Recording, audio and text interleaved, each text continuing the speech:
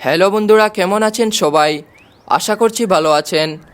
আজকের এপিসোডে থাকছে হুমায়ুন আহমেদের শেষ উপন্যাস দেয়াল। দেয়াল উপন্যাসটির তৃতীয় এপিসোড থাকছে আজকের ভিডিওতে। তো আর দেরি কিসের, চলুন শুরু করা যাক আজকের এপিসোড। অবন্তীর লেখা। আমার দাদাজান সরফরাজ খান পুলিশের এসপি হয়ে রিটায়ার করেছিলেন। আমি আমার জীবনে তার মতো ভীতু মানুষ দেখিনি। আশ্চর্যের ব্যাপার হলো, তিনি অসীম সাহসিকতার জন্য পিপিএম পেয়েছিলেন। পিপিএম হলো পাকিস্তান পুলিশ মেডেল, পুলিশ সার্ভিসে সাহসিকতার সর্বোচ্চ পুরস্কার। আমি দাদাজানকে জিজ্ঞেস করলাম কী জন্য এত বড় পুরস্কার তিনি পেয়েছিলেন। দাদাজান বললেন, ফরগেট ইট। এই বাক্যটি তার খুব প্রিয়। কারণে অকারণে তিনি বলেন ফরগেট ইট। যেসব প্রশ্নের উত্তরে ফরগেট ইট কিছুতেই বলা যায় না, সেখানেও তিনি এই বাক্য বলেন। উদাহরণ দেই, আমি একদিন বললাম, দাদাজান বাজার থেকে মাগুর মাছ এনেছে, মটরশুঁটি দিয়ে রান্না করব নাকি আলু দিয়ে? দাদাজান বললেন, ফরগেট ইট। আমি বললাম, কি ফরগেট করব? মাছ রান্না? তুচ্ছ জিনিস নিয়ে আমাকে বিরক্ত করবি না। রান্না তুচ্ছ বিষয়? Stop arguing. তুচ্ছ বিষয় নিয়ে দাদাজান কথা বলতে পছন্দ করেন না, এই তথ্য পুরোপুরি মিথ্যা। তার আগ্রহ তুচ্ছ বিষয়েই। ঘন্টার পর ঘন্টা তিনি তুচ্ছ বিষয় নিয়ে কথা বলতে পারেন।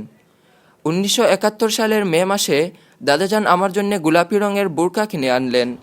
কঠিন বোরকা, বাইরে থেকে চোখও দেখা যায় না এমন। চোখের উপর মশারির মতো জাল। এখানেই শেষ না, বোরকার সঙ্গে কালো হাত মোজা, পায়ের মোজা।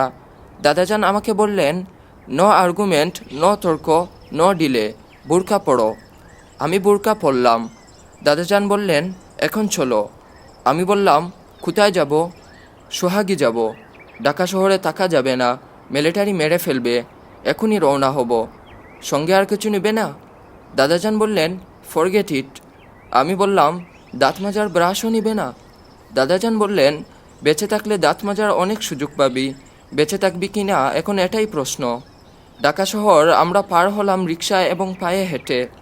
কিছু কিছু বাস ঢাকা থেকে যাচ্ছিল। ঢাকা ছেড়ে যাওয়ার বাসগুলিতে মিলিটারিরা ব্যাপক তল্লাশি চালাচ্ছিল। মিলিটারি তল্লাশি মানে কয়েকজনের মৃত্যু। রূপবতী মেয়েদের দৌড়ে আড়ালে নিয়ে যাওয়া তখনও শুরু হয়নি। ঢাকা থেকে পালানোর সময় রিক্সা ছাড়া আর যেসব যানবাহনে আমি চড়েছি সেগুলো হচ্ছে মহিষের গাড়ি, মোটরসাইকেল। শিবগঞ্জ থানার ওসি সাহেব মোটরসাইকেল চালিয়েছিলেন, তার পিছনে দাদাজান ও আমি বসেছিলাম। সবশেষে নৌকা। নৌকাও কয়েক ধরনের। এর মধ্যে একটা ছিল বালিটানা নৌকা। এই নৌকায় পাটাতনের নিচে আমাকে দাদাজান লুকিয়ে রাখলেন। যাত্রার পুরো সময়টা তিনি আতঙ্কে অস্থির হয়েছিলেন। তিনি ধরেই নিয়েছিলেন আমরা এক পর্যায়ে মিলিটারির হাতে পড়ব।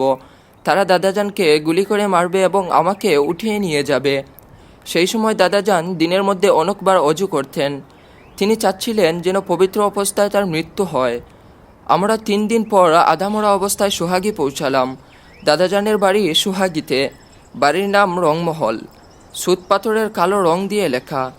র এর ফুটা উঠে যাওয়ায় এমন নাম হয়েছে বংমহল। নদীর পাড়ে 2তলা দালান। বাবার সঙ্গে এই বাড়িতে আগে আমি 2বার এসেছি। কিছু কিছু বাড়ি থাকে সাধারণ, সেই সাধারণে লুকিয়ে থাকে অসাধারণ। বংমহল সেরকম একটা বাড়ি। এই বাড়ির প্রধান বৈশিষ্ট্য হচ্ছে এর আলাদা কোনো বৈশিষ্ট্য নেই। দাদাজানের এই বাড়ি পুরনো। 2তলায় টানা বারান্দা আছে। স্টিমারের ডেকে বসলে যেমন সারাক্ষণ প্রবল হাওয়া গায়ে লাগে, বারান্দায় দাঁড়ালে তাই। সারাক্ষণ হাওয়া বইছে। বাড়ির 3 দিকেই ফলের বাগান। লিচু গাছ থেকে শুরু করে তেঁতুল গাছ সবই সেখানে আছে। দাদাজানের ওই বাড়িতেই আমি জীবনে প্রথম গাছ থেকে নিজ হাতে পেড়ে লিচু খেয়েছি। লিচু মিষ্টি না, টক, লবণ দিয়ে খেতে হয়। আমাদের বাড়ির সামনের নদীর নাম থরাই। এই নদী ব্রহ্মপুত্রের শাখা। বর্ষায় পানি হয়, শীতের সময় পায়ের পাতা ভেজার মতো পানি থাকে। সেবার থরাই নদীতে প্রচুর পানি ছিল। জেলেরা সারাদিনই জাল ফেলে মাছ ধরত। থরাই নদীর বোয়াল মাছ অত্যন্ত সুস্বাদু। জেলেরা ভোরবেলায় মাছ দিয়ে যেত, নানান ধরনের মাছ, কই, সরপুঁটি, ট্যাংরা, কৈলসা, মাঝে মাঝে মাঝারি সাইজের কাতল। সেবারই আমি কাতল মাছের আস্ত মাথা খাওয়া শিখি। রান্না করতেন ধীরন কাকু। উনি হিন্দু ব্রাহ্মণ। দাদার বাড়ির আশেপাশে প্রচুর আত্মীয় স্বজন থাকার কথা, তা ছিল না। কারণ দাদাজানের বাবা কালেক মুন্সি পরিবারের থেকে বিচ্ছিন্ন হয়ে অনেক দূরে এই বাড়ি করেছিলেন। পরিবার থেকে বিচ্ছিন্ন না হয়ে তার উপায় ছিল না। তিনি তার বড় ভাইয়ের স্ত্রীকে নিয়ে পালিয়ে এসেছিলেন। এই মহিলার ছবি আমি দেখেছি। তিনি ছিলেন কদাকার, উঁচু হনু, দাঁত বের হওয়া, গায়ের রং পাতিলের তলার মতো কালো। কী দেখে তিনি এই মহিলার প্রেমে পড়েছিলেন তা এখনও আমার জানার উপায় নেই। দাদাজানের বাড়িতে কেয়ারটেকার সেন কাকা ছাড়াও ছিলেন ধীরন কাকার স্ত্রী রাধা। তিনি রূপবতী ছিলেন। আমি লক্ষ্য করেছি রাধা নামের সব মেয়েই রূপবতী হয়। রাধা কাকি সারাক্ষণই বাড়ি পরিষ্কার রাখার কার্যক্রম নিয়ে থাকতেন। এই দুজন ছাড়াও দবির নামের মধ্যবয়স্ক একজন ছিলেন, যার কাজ গাছপালা দেখা, বাগান করা। বংমহলে আমার সময় খুব ভালো কাটছিল। আমি বাগানে দবির চাচাকে দিয়ে দুলনা টানিয়েছিলাম। দুলনায় দুলতে দুলতে গল্পের বই পড়তাম। দাদাজানের লাইব্রেরিতে চামড়ার বাঁধানো অনেক বই ছিল। বেশিরভাগই গ্রন্থাবলী, রবীন্দ্রনাথের নৌকাডুবি, উপন্যাস আমি দাদাজানের বাগানের দুলনায় দুলতে দুলতে পড়েছি। ধীরন কাকা আমাকে রান্না শেখাতেন। অধ্যাপকের ভঙ্গিতে বক্তৃতা দিয়ে রান্না শেখানো।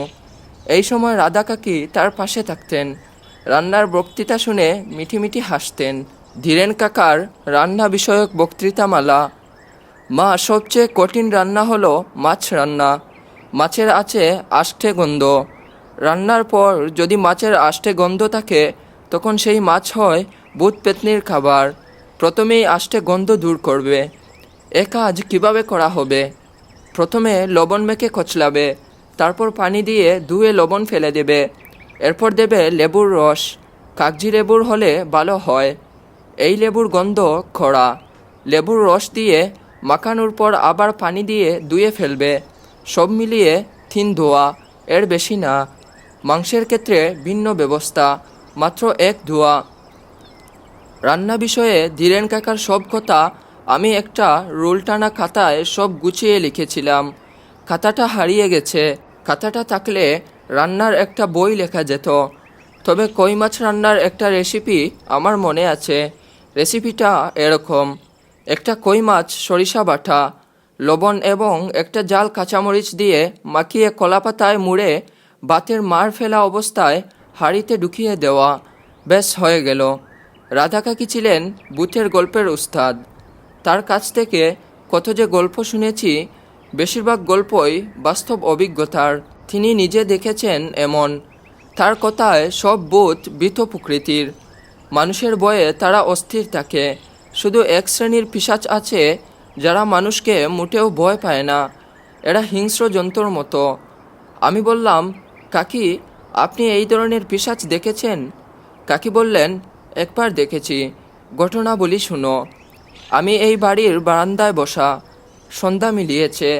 আমি বড় করে হারিকেন জ্বালিয়ে বারান্দায় এসেছি। তখন দেখলাম পানির নিচ থেকে পিশাচটা উঠল।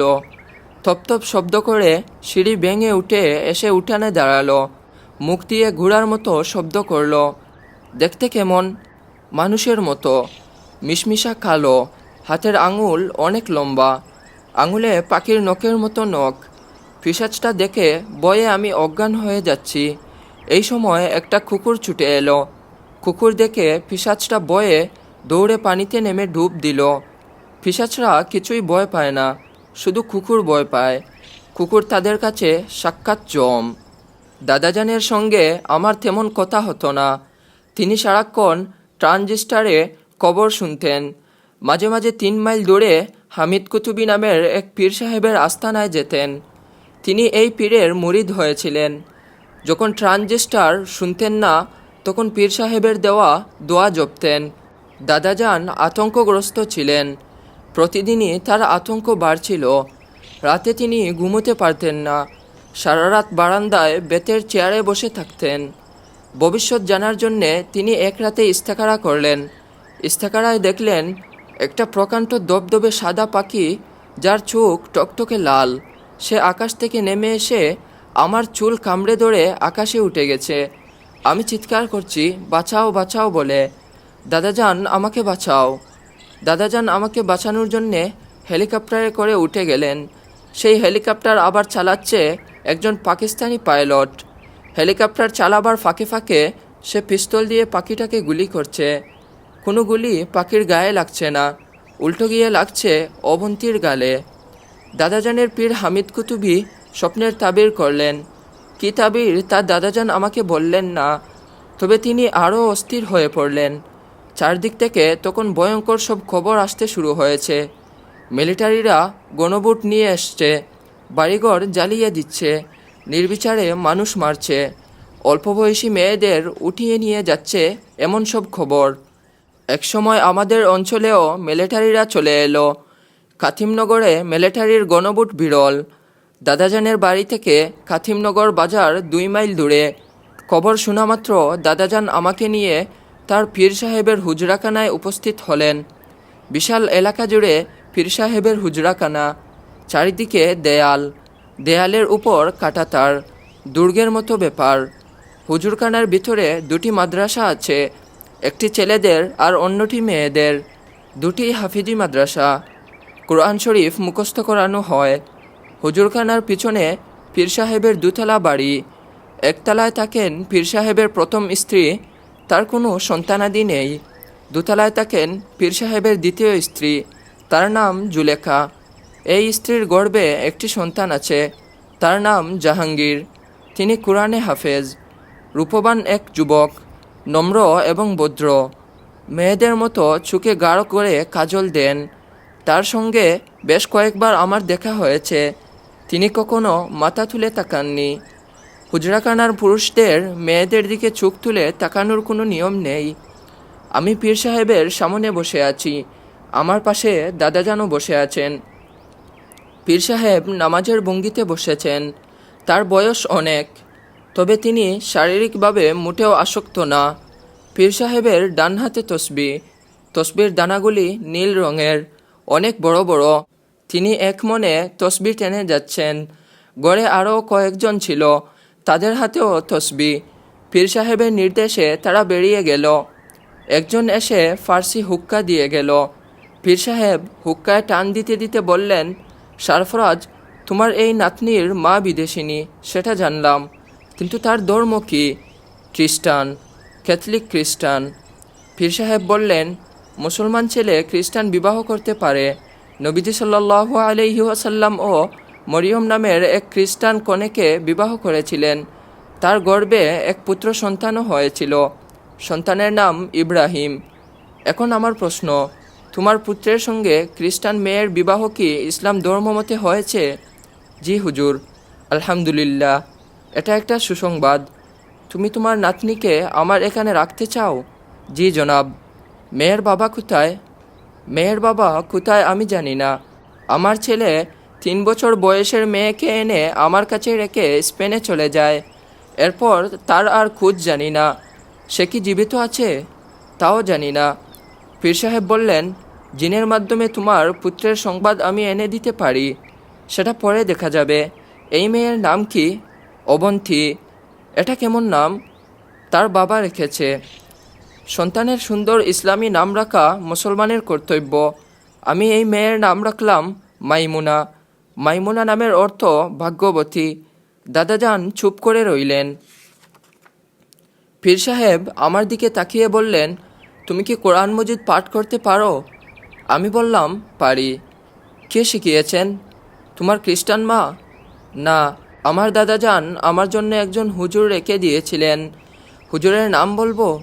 পীর সাহেব বললেন, নাম বলতে হবে না, তুমি বেশি কথা বলো, কথা কম বলবে। তোমার অজু আছে? জি না। যাও, অজু করে এসে আমাকে কোরআন মজিদ পাঠ করে শোনাও। সূরা ইয়াসিন পাঠ করবে। আমি সূরা ইয়াসিন পাঠ করলাম। পীর সাহেব বললেন, পাঠ ঠিক আছে, শুকুর আলহামদুলিল্লাহ। সারফরাজ, তোমার নাতনি মাইমুনাকে আমি জুলেখার হাতে হাওলা করে দেব, সে নিরাপদে থাকবে, তবে তাকে কঠিন পর্দার ভিতরে থাকতে হবে। আমার এখানে তাই নিয়ম। দাদাজান বললেন, আপনি যেভাবে বলবেন সেভাবেই সে থাকবে। পীর সাহেবের কাছে থাকার সময়ই খবর পেলাম দাদাজানের বাড়িতে মিলিটারি এসে উঠেছে। মিলিটারি ক্যাপ্টেন গাটি হিসাবে বাড়ি পছন্দ করেছেন। তাদের নিরাপত্তার জন্যে বাড়ির চারদিকে সব গাছপালা কাটার নির্দেশও দেওয়া হয়েছে। ধীরেন কাকা ও তার স্ত্রী যে মিলিটারিরা গুলি করে মেরে ফেলেছে এই খবর তখনও আসেনি। দাদাজান আমাকে রেখে চলে গেলেন। যাওয়ার আগে অনেকক্ষণ জড়িয়ে ধরে কাঁদলেন। আমার হাতে 100 টাকার নোটে 2000 টাকা দিলেন এবং আমাকে অবাক করে দিয়ে বললেন, আমার ব্যক্তিগত পিস্তলটা তোকে দিয়ে যাচ্ছি, ভালো করে দেখে নে, 12 রাউন্ড গুলি ভরা আছে। সেফটি ক্যাচ লাগানো অবস্থায় ট্রিগার চাপলে গুলি হবে না। সেফটি ক্যাচ কীভাবে খুলতে হয় দেখো, এইভাবে। আমি বললাম, সেফটি ক্যাচ খোলার কায়দা জেনে আমি কি করব? কাকে আমি গুলি করে মারব? দাদাজান বললেন, কাউকে মারবি না, জিনিসটা জানা থাকলো আর কি। আমি বললাম, তুমি কোথায় যাবে? দাদাজান বললেন, জানি না কোথায় যাব, ঢাকায় যেতে পারি। মিলিটারিরা তোমার বাড়ি দখল করে বসে আছে, তাদের কিছু বলবে না? না। পীর সাহেবের এই বাড়িতে আমি কতদিন থাকব? মিলিটারির গোষ্ঠী বিদায় না হওয়া পর্যন্ত থাকবি। আমি মাঝে মধ্যে এসে তোকে খোঁজ নেব। পিস্তলটা লুকিয়ে রাখবি। পিস্তলের বিষয়টা যেন কেউ না জানে, কেউ জানবে না। পীর সাহেবের বাড়িতে আমার জীবন শুরু হলো। খুব যে কষ্টকর জীবন তা না। দোতলার সর্ব উত্তরের একটা ছোট্ট ঘর আমাকে দেওয়া হলো। ঘরে একটাই জানালা, এই জানালা দিয়ে কিছুই দেখা যায় না। জানালার সামনেই বটগাছের সাইজের একটা কড়ই গাছ। ঘরে আমি একা থাকি। শুধু রাত্রে সালামা নামের মধ্যবয়স্কী এক দাসী মেঝেতে পাটি পেতে ঘুমায়। তার চেহারা কদাকার, মুখে বসন্তের দাগ, একটা চোখ নষ্ট। মানুষ হিসাবে সে অসাধারণ। মানসিক সৌন্দর্যের কাছে তার শারীরিক ত্রুটি সম্পূর্ণ ঢাকা পড়েছিল। প্রথম রাতেই সে আমাকে বলল, আম্মাজি আপনি ভয় খাইয়েন না, আমি আছি। আমি বললাম, ভয় পাবো কি জন্যে? সালমা বলল, আপনার বয়স অল্প, আপনি হুরের মতো সুন্দর, কিংবা কে বলবে হুরের চেয়েও সুন্দর। আমি তো আর হুর দেখি নাই। আপনার মতো মেয়ে ছেলের কাইকে কাইকে কদমে কদমে বিপদ। আপনি সাবধানে চলবেন। আমার একটাই নয়ন, এই নয়ন আপনার উপর রাখলাম। আমি বললাম, একটা নয়ন আমার উপর রেখে দিলে কাজকর্ম করবেন কিভাবে? তার চেয়েও বড় কথা, নয়ন আপনি আমার উপর রাখছেন কি জন্যে?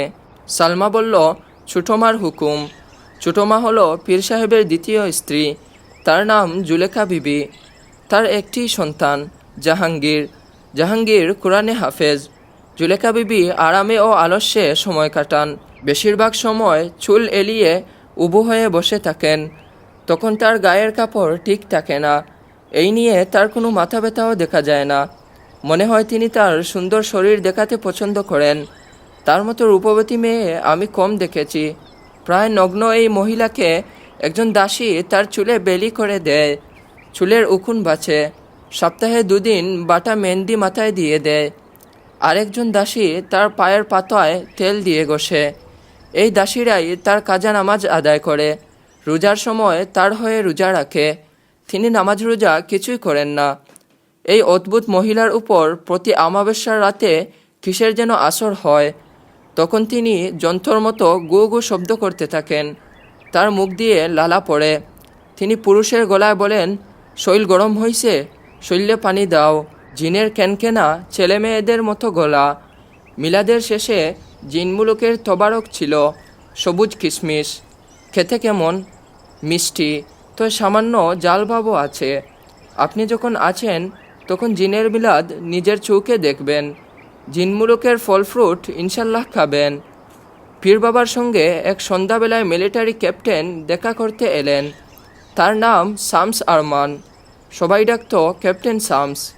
জিনের মিলাদ দেখার জন্যে আন্তরিক আগ্রহ প্রকাশ করলেন।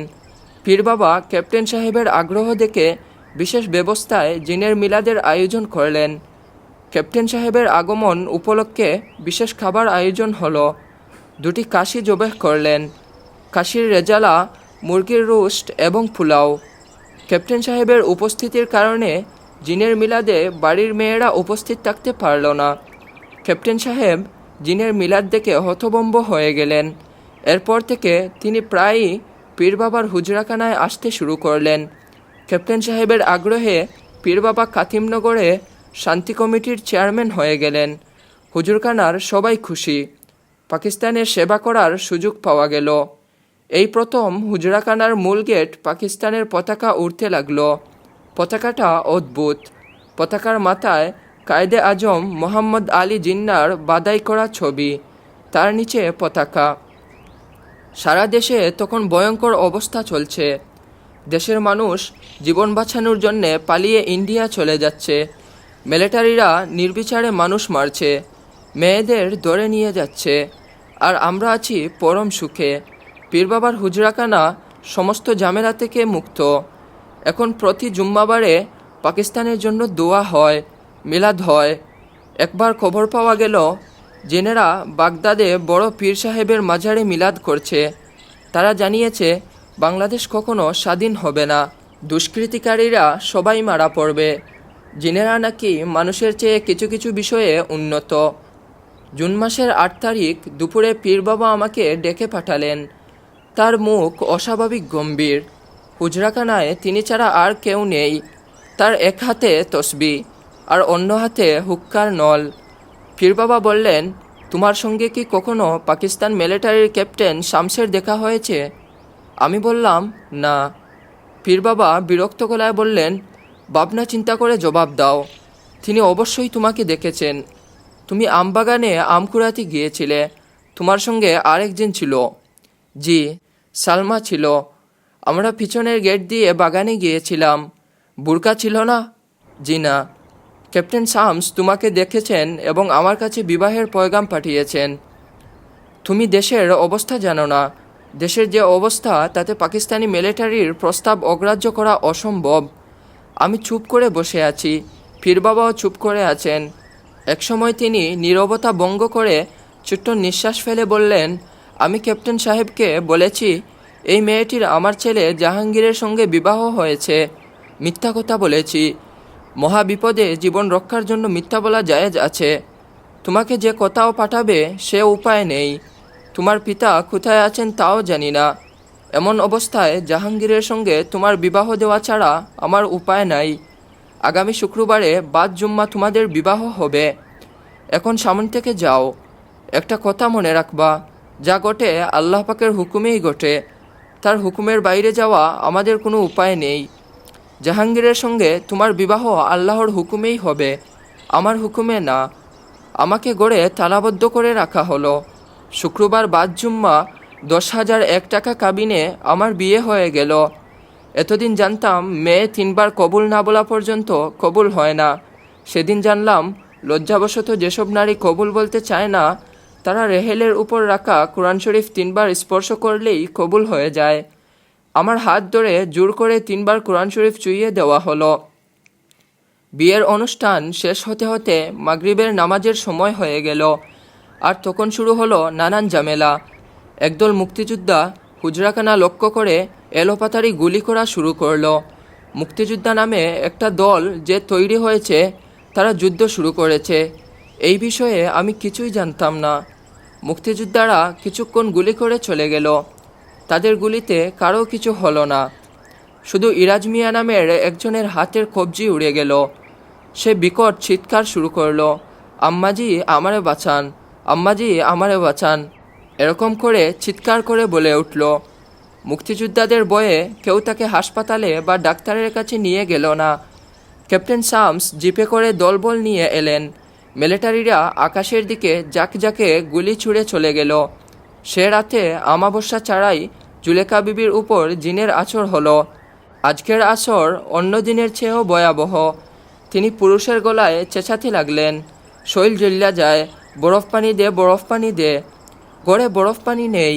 দাসীরা তার গায়ে কলসি কলসি পানি ঢালতে লাগলো। তাতে তার জ্বলনি কমল না। একতলার এক বড় গড়ে পালঙ্কের উপর আমি বসে আছি। স্বামীর জন্যে অপেক্ষা। এই গড়েই বাসর হবে। গড়ের আগরবাতি জ্বালানো হয়েছে। বাসরের আয়োজন বলতে এইটুকুই। আমার স্বামী হাফেজ মোহাম্মদ জাহাঙ্গীর এলেন শেষ রাত্রে। তাকে বিব্রত ও ক্লান্ত দেখাচ্ছে। আগে তিনি যেমন আমার দিকে চোখ তুলে তাকাতেন না, এখনও তাকাচ্ছেন না। তিনি কাটে বসতে বসতে কয়েকবার হাই তুললেন। আমি সহজ ভঙ্গিতে বললাম, ইরাজ মিয়ার চিৎকার শোনা যাচ্ছে না, সে কি মারা গেছে? তিনি হেসূচক মাথা নেড়ে বললেন, হুঁ, সবই আল্লাহর ইচ্ছা। উনার ইচ্ছা ছাড়া কিছুই হয় না। আমি বললাম, এখন আপনাকে একটা জিনিস দেখাবো, আপনি ভয় পাবেন না, ভয়ের কিছু নেই। এই দেখুন, এটা একটা পিস্তল। এখানে 12 রাউন্ড গুলি ভরা আছে। সেফটি ক্যাচ লাগানো বলে ট্রিগার টিপলেও গুলি হবে না।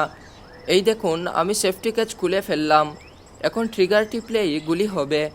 তিনি এতটাই হতভম্ব হলেন যে তার ঠোঁট নড়ল, কিন্তু কোনো শব্দ বের হলো না। আমি বললাম, এখন আমি যদি গুলি করি তাহলে প্রচণ্ড শব্দ হবে, কিন্তু কেউ এখানে আসবে না। সবাই ভাববে মুক্তিযোদ্ধা বাহিনী আবার আক্রমণ করেছে। তুমি গুলি করবে? আমি বললাম, বোর হতে বেশি বাকি নেই। আপনি আমাকে যদি লুকিয়ে স্টেশনে নিয়ে ঢাকার ট্রেনে তুলে দেন তাহলে গুলি করব না। যদি রাজি না হন অবশ্যই গুলি করব। এতে মন খারাপ করবেন না, যা ঘটবে আল্লাহর হুকুমেই ঘটবে। আর আপনি যদি আমাকে পালিয়ে যেতে সাহায্য করেন সেটাও করবেন আল্লাহর হুকুমেই। তিনি মূর্তির মতো বসে আছেন, তার দৃষ্টি আমার হাতে ধরে রাখা পিস্তলের দিকে। তিনি খুব ঘামছেন, মাঝে মাঝে হাত দিয়ে কপালের ঘাম মুছছেন। ফজরের আজান হলো। তিনি বললেন, চলো তোমাকে নিয়ে শ্যামগঞ্জের দিকে রওনা হই। সকাল 9টায় একটা ট্রেন ভৈরব হয়ে ঢাকায় যাবে। তিনি আমাকে শ্যামগঞ্জের ট্রেনে তুলে দিয়ে চলে যেতে পারতেন, তা করলেন না, আমার সঙ্গে রওনা হলেন। একজন স্বামী তার স্ত্রীকে যতটা যত্ন করে ততটাই করলেন। ট্রেনের কামরা ফাঁকা ছিল। তিনি আমাকে বেঞ্চে পা চড়িয়ে শুয়ে ঘুমাতে বললেন। আমি তাই করলাম। পথে কোনো মিলিটারি চেকিং হলো না, কিংবা হয়তো হয়েছে, আমি ঘুমিয়েছিলাম বলে জানি না। ঢাকায় পৌঁছালাম বিকালে। তখন বাড়ি বর্ষণ হচ্ছে, রাস্তায় হাঁটু পানি। রিকশায় ভিজতে ভিজতে বাড়ির দিকে যাচ্ছি। আমার স্বামী বললেন, আমার কিন্তু ফিরে যাওয়ার ভাড়া নাই। আমি জবাব দিলাম না। আমাদের বাড়ির গেট খোলা, বাড়ির দরজা ভেতর থেকে বন্ধ। অনেকক্ষণ দরজা ধাক্কানোর পর দাদাজান ভীত মুখে দরজা খুললেন। তিনি দাড়ি রেখেছেন, মুখভর্তি দাড়ির জঙ্গলে তাকে চিনা যাচ্ছে না। আমাকে দেখে তিনি ভূত দেখার মতো চমকে উঠলেন, টেনে ঘরে ঢুকিয়ে দরজা বন্ধ করে দিলেন। আমার মনেই পড়ল না একজন মানুষ গেটের বাইরে দাঁড়িয়ে বৃষ্টিতে ভিজছে, তার ফিরে যাওয়ার ভাড়া নেই। দাদাজান স্তব্ধ হয়ে হুজরাখানার সব গল্প শুনলেন। ক্যাপ্টেন শামসের আগমন, আমার বিবাহ, কিছুই বাদ গেল না। দাদাজান বললেন, বিয়ের পর বধটার সঙ্গে শারীরিক কিছু কি হয়েছে? আমি বললাম, না। দাদাজান হাঁপ ছেড়ে বললেন, তাহলে বিবাহ বৈধ হয় নাই। জাহাঙ্গীর হারামজাদাটাকে আমি লাথি দিয়ে বিদায় করছি। দাদাজান হয়তো হাফেজ জাহাঙ্গীরকে লাথি দিয়ে বিদায় করতেই ঘর থেকে বের হলেন। ফিরলেন তাকে সঙ্গে নিয়ে। তিনি এতক্ষণ ঝুম বৃষ্টিতে ভিজছিলেন। দাদাজান বললেন, তুমি আমার নাতিকে কষ্ট করে পৌঁছে দিয়েছ, এজন্যই তোমাকে ধন্যবাদ। শুকনা কাপড় দিচ্ছি, কাপড় পরো। খাবার দিচ্ছি, খাবার খেয়ে বিদায় হয়ে যাও। আমার নাতনি তোমাকে তালাক দিয়েছে, কাজেই এখন আর তুমি তার স্বামী নয়। জাহাঙ্গীর হালকা গলায় বললেন, সে আমাকে তালাক দিতে পারবে না। কেন পারবে না? তাকে বিয়ের সময় সেই অধিকার দেওয়া হয়নি। দাদাজান বললেন, তাহলে তুমি তালাক দিবে। আমি কাজী ডেকে আনছি, তুমি কাজীর সামনে তালাক দিয়ে বিদায় হবে, বুঝেছ? জি। জাহাঙ্গীর ভেজা কাপড় বদলালেন না, খাবারও খেলেন না, কঠিন চুপমুখ করে সোফায় বসে রইলেন। দাদাজান বললেন, হারামজাদা, তুই আমাকে চিনিস না, আমি তোর চামড়া খুলে ফেলবো। জাহাঙ্গীর বললেন, গালাগালি কেন করছেন? যা হয়েছে আপনার নাতনির মঙ্গলের জন্য করা হয়েছে। দাদাজান বললেন, আবার ফরফর করে কথা বলে আমি কাঁচি দিয়ে তোর জিভ কেটে ফেলবো। দাঁড়া, কাঁচি নিয়ে আসি। দাদাজান হঠাৎ কেন রেগে অস্থির হয়ে গেলেন বুঝলাম না। তিনি সত্যি সত্যি বিশাল এক কাঁচি নিয়ে ফিরলেন। তার আগেই জাহাঙ্গীর সোফায় এলিয়ে পড়লেন, জ্বরে তার গা পুড়ে যাচ্ছিল। এই মানুষটি গুনে গুনে 3 সপ্তাহ প্রবল জ্বরে ভুগল। তাকে রাখা হলো একতলার একটা ঘরে। বাংলা সিনেমার নায়িকাদের মতো আমি আমার স্বামীর সেবা যত্ন করলাম, তা যেন কেউ মনে না করে। মাঝে মাঝে দরজার সামনে দাঁড়িয়ে উকি দিয়েছি, এই পর্যন্তই। তার নিউমোনিয়া হয়ে গিয়েছিল। ডাক্তার জবাব দিয়ে দেওয়ার পর দাদাজান তাকে হাসপাতালে পাঠানোর ব্যবস্থা করলেন। তার নিউমোনিয়া হয়ে গিয়েছিল। ডাক্তার জবাব দিয়ে দেওয়ার পর দাদাজান তাকে হাসপাতালে পাঠানোর ব্যবস্থা করলেন। কঠিন গলায় বললেন, হাসপাতালে গিয়ে মরুক, আমার এখানে না। ন্যাশনাল হাসপাতালের সঙ্গে ব্যবস্থা করা হলো। তারা অ্যাম্বুলেন্স নিয়ে রুগী নিতে এলো। রুগী সবাইকে অবাক করে দিয়ে বলল, আমাকে হাসপাতালে নিতে হবে না, আমার রোগ সেরে গেছে, আমার বাপজানের মৃত্যু হয়েছে, আমি এখন গদিনশীন পীর। দাদাজান বললেন, তোমাকে কে বলেছে? জিনের বাদশা এসে বলে গেছে? তিনি এই প্রশ্নের জবাব না দিয়ে আমার দিকে তাকিয়ে বললেন, আল্লাহ পাক যখন কাউকে বিপদ দেন তখন পরপর 3 বার দেন। তোমার জীবনে আরও 2 বার মহাবিপদ আসবে, তখন এক মনে দোয়া গাঞ্চল আরশ পাঠ করবে। আরেকটা কথা, কুকুর থেকে সাবধান, একটা পাগলা কুকুর তোমাকে কামড়াবে। দাদাজান বললেন, চুপ থাক বুড়বাক, ফকির সাহেব চলে এসেছেন, পেটে পাড়া দিলে নাক মুখ দিয়ে ফকিরই বের হয়ে যাবে। হাফেজ জাহাঙ্গীর দাদাজানের কথা শুনে মনে হয় মজা পেয়েছেন, তার মুখভর্তি হাসি। দাদাজান বললেন, তুই হাসছিস কেন? আপনার অকারণ রাগ দেখে হাসছি। আপনি চাইলে আপনাকে একটা তাবিজ দেব, তাবিজ ধারণ করলে রাগ কমবে। আর একটা কথাও না, কথা বললেই থাপ্পড় খাবি। ন্যাশনাল হাসপাতালের অ্যাম্বুলেন্স দিয়ে তাকে রেল স্টেশনে পাঠিয়ে দেওয়া হলো। আমরা তার ভাড়া দিতে ভুলে গেলাম, তিনিও চাইলেনই না। এখানেই শেষ করছি এপিসোড 3। দেখা হচ্ছে পরবর্তী এপিসোড নিয়ে। সেই পর্যন্ত ভালো থাকবেন, সুস্থ থাকবেন। আর হ্যাঁ, আপনি যদি আমাদের চ্যানেলে নতুন হয়ে থাকেন তাহলে চ্যানেলটি সাবস্ক্রাইব করে দিবেন। আর যদি ফেসবুক পেজ থেকে দেখে থাকেন তাহলে পেজটি ফলো দিয়ে দিবেন। লাইক, শেয়ার এবং কমেন্ট করে জানিয়ে দিবেন গল্পটি কেমন লাগছে।